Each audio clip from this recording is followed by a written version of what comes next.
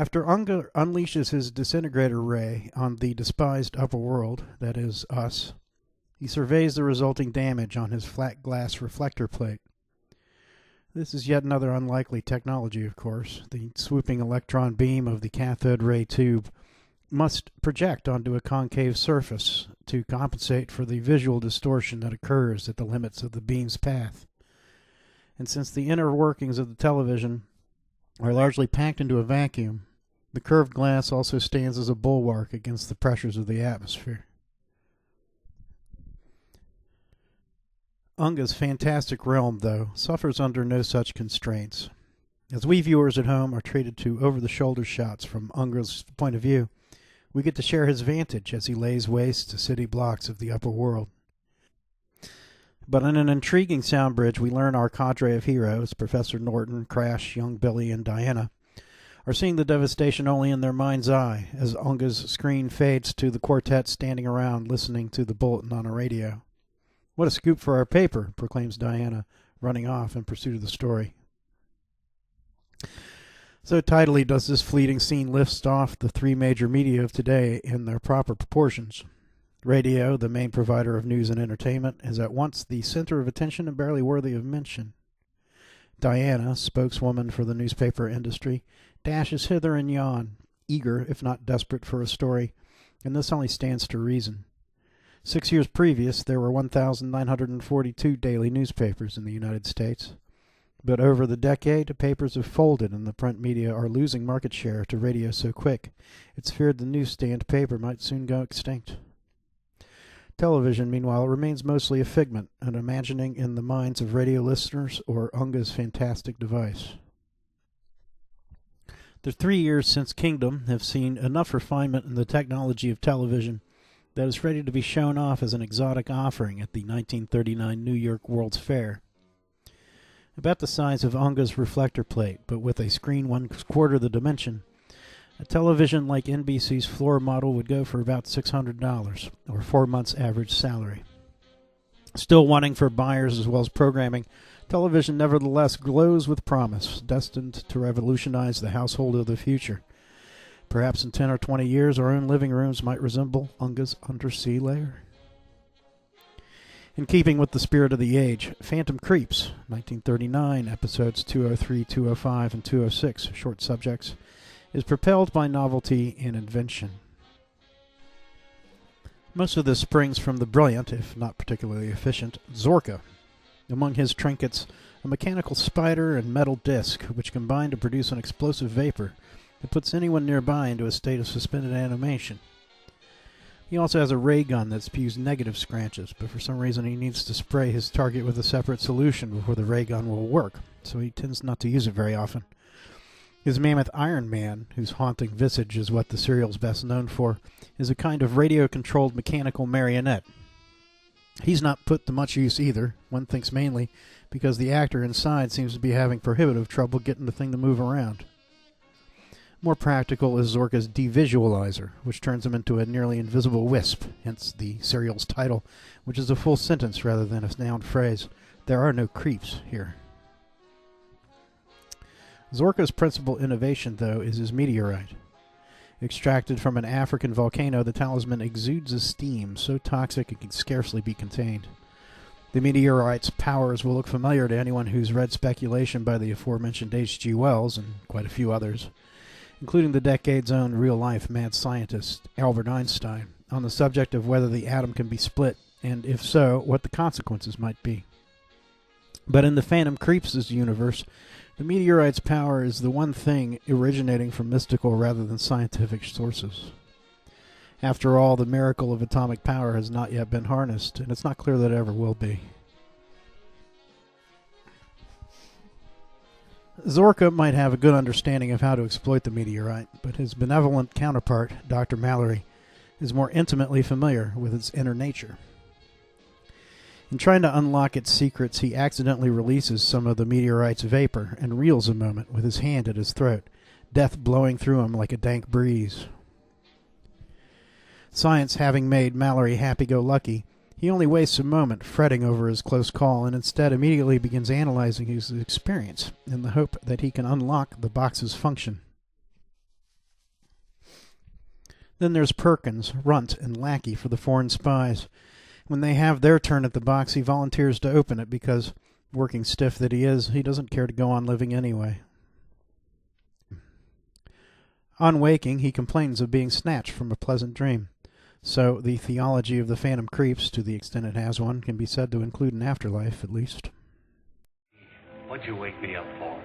I was having a swell dream. The idea of bombing cities might have been a flight of fancy for a bookish fellow like H.G. Wells, but for thugs like Tojo, it was pretty easy to come by. The greater East Asian co-prosperity sphere bombed cities when it spilled into eastern China in 1937. The Imperial Army Air Force blanketed Shanghai and Nanking in flame. The Nazis targeted central Brussels for systematic destruction the same year, and Picasso tied the transition from theoretical to actualized aerial violence with his twisted, nightmarish Guernica. In the early days of the Nazis' westward expansion, the Fuhrer was less showing inventiveness than a willingness to break rules of war that had previously been at least ostensibly sacrosanct. Aerial bombing has gone from theory to practice, in the arc from Undersea Kingdom to the Phantom Creeps too. Forget engineering, planning, war college sophistication. In the Phantom Creeps, fire rains wantonly down from the sky, the girl reporter flinging grenades with glee from a wobbling miniature plane. In the series denouement, Zorka flings bits of the meteorite down on the sea, sinking 2 ships bent on putting a stop to his mad gambit for world domination. Here, the filmmakers over-rely on reckless jump cuts. The skittering, then power-mad girl reporter leads with her elbow in pitching iron pineapples out of the twin engines' double door. Then we cut the sedans flying off the highway. Zorka's bombing campaign is spliced together with stock footage of bombing tests on moribund vessels made earlier in the century. A real train barrels down the track, but a miniature plunges down the cliff the following week. In all this, the serial gets cut together with its mad pastiche of differently layered, lit, and gathered shots, but a sense of space is lost. There's no orientation. We will find this feeling of vertigo to be a theme in the next decade and in those that succeed it. The ominous spring of 1940, the U.S. House of Representatives holds hearings regarding a slate of propagandist films encouraging U.S. entry into World War II. The situation in Europe is not great. Germany has run roughshod over the Western European territories and is poised to conquer Britain. I Married a Nazi and The Mortal Storm feel dated on their release this year since, like any movie, they passed time in editing and distribution talks after their completion. When I Married a Nazi was written, likely 1938, the National Socialists had not yet claimed Czechoslovakia and the Sudetenland, and the movie is caught up with the prospect of their annexation. Here's something about narrative film is accented that rates further explanation. The fact that movies are completed and then released. This means that they are often associated, for archival purposes, with 2 competing dates, when a movie is shot and when it opens. For seasonal films, Gene and Kathleen Lockhart's A Christmas Carol, for instance, this usually isn't an important issue. Their premiere can be held until their season rolls around. But for a topical picture like Mortal Storm, as is also true for the press, prompt publication is vital. Delay jeopardizes the film's relevance, which in turn puts its financial success at risk. Such films must be understood as the product of 2 times: the period in which they were conceived and made, and the weeks, and if the makers are lucky, months after they come out.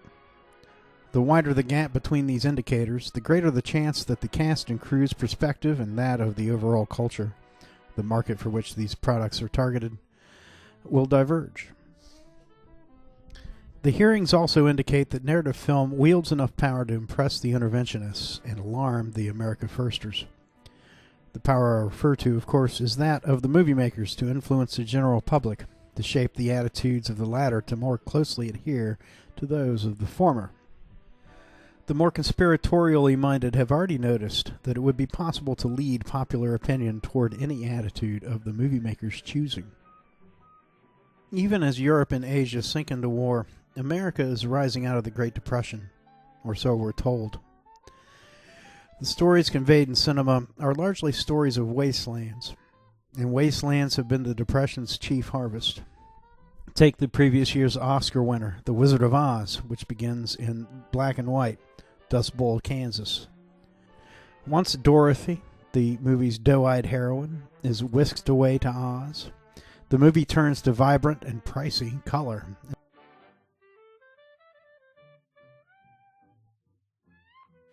The movie presents this as a transition from social and economic misery to youth, happiness, and vitality.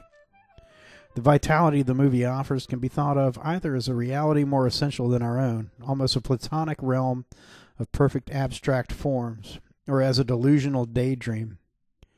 In neither case is it America's quotidian existence, which is becoming more and more one of atomized urban, suburban, and rural enclaves. Where the television stands to revamp the layout of the American living room, another idea unveiled at the 1939 World's Fair stands to revamp that of the entire American household and the land on which it lies, the planned community. Presented as part of the City of Tomorrow exhibit, the short film The City promotes the planned community as a salve for the Industrial Revolution sting. Here, director Ralph Steiner idealizes America's agricultural legacy since her colonial days, meanwhile suggesting an alternative to the drudgery of farming and factory work. The model for this alternative is Greenbelt, Maryland, with its common-sense designs offering a balance of labor and play. In futuristic Greenbelt, which was built 2 years before in the northern suburbs of Washington, D.C., workers lived near their jobs. Greenbelt and its environs are indeed functional, but also have an air of the alien. The town's parks and boxy homes are sparely ornamented and set off with concrete walls and sidewalks. The roads in and out wind and twist, rather than meeting at right angles, and are accessed from the throughway, another recent contrivance, using something called a cloverleaf, a symmetrical arrangement of paved circular ramps that allow rushed drivers to leave and enter town without too much maneuvering. Once arrived, Greenbelters find everything they need in their local neighborhood. Residence, school, house of worship, and shopping are a short walk, bike ride, or drive away. But there's a homogeneity to it.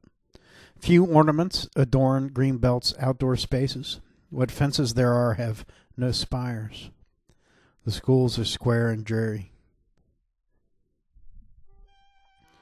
The Phantom Creeps gives us a good example of the traditional mode of human habitation that mixed-use zoning like Greenbelt's is meant to remedy.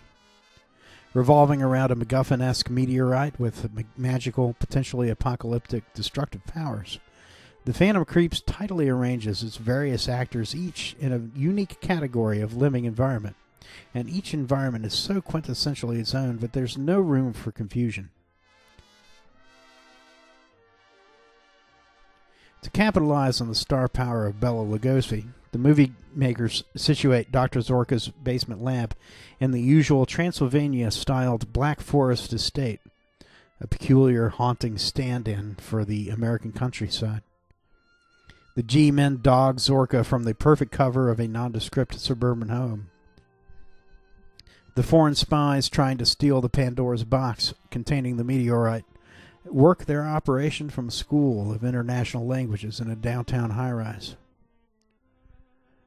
The planned community is further endorsed in the privately funded Hired, episode 423, short subject, and A Case of Spring Fever, episode 1012, short subject, considering the dreary light these shorts cast on its alternative.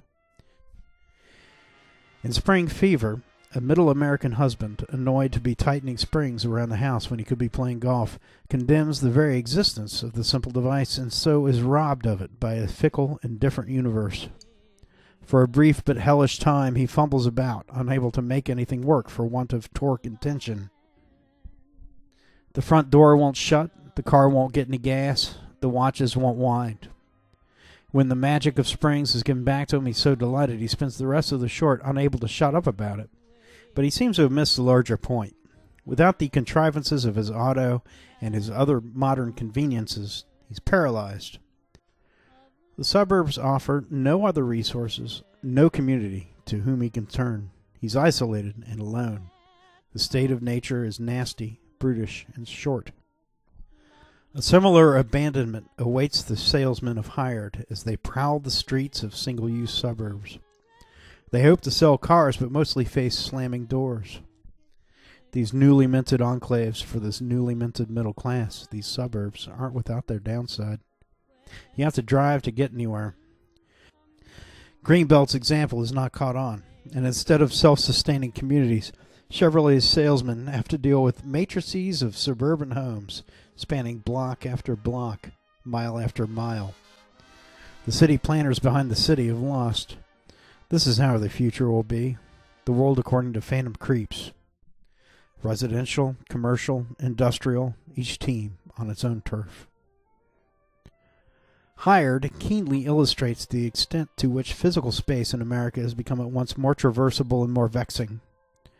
More vehicles mean more Americans have the luxury to cross distances quickly that were impassable only a decade before, or even more recently.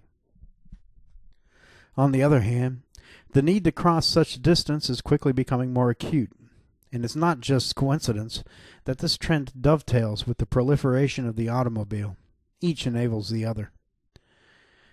Henry Ford's famous equation has it that auto workers at his Model T plants should be compensated well enough to afford the product their labor helps build. The idea behind this, or so Ford Motor Company claims, is to encourage livable factory communities by paying a living wage, and also to give the workers a stake in the product they've made. Ford's principal innovation, the assembly line, otherwise erodes the sense of worker investment acutely. No longer on hand for their skill or craftsmanship, assembly line workers instead are useful only for their ability to manipulate machinery and their willingness to spend most of their waking life engaged in stultifying repetitive tasks. The dullness of the assembly line has long been the subject of arch-leftist critique, most famously in Fritz Lang's 1929 Metropolis, to which the Phantom Creeps' Iron Man design seems to owe a debt. Henry Ford's promise of middle-class worker compensation seems meant as a concession to this, a bargain in which one accepts a maddeningly dreary and often dangerous work routine in exchange for the promise of community and comfort in the off hours. The principal irony of Ford's equation, of course, is that once one has a car, one needn't situate oneself in the factory community at all. The days bring such misery that, come quitting time, the worker wants nothing more than to get as far from the factory as possible. It feels like a deep plunge from the static surface world to the depths of the miraculous sea.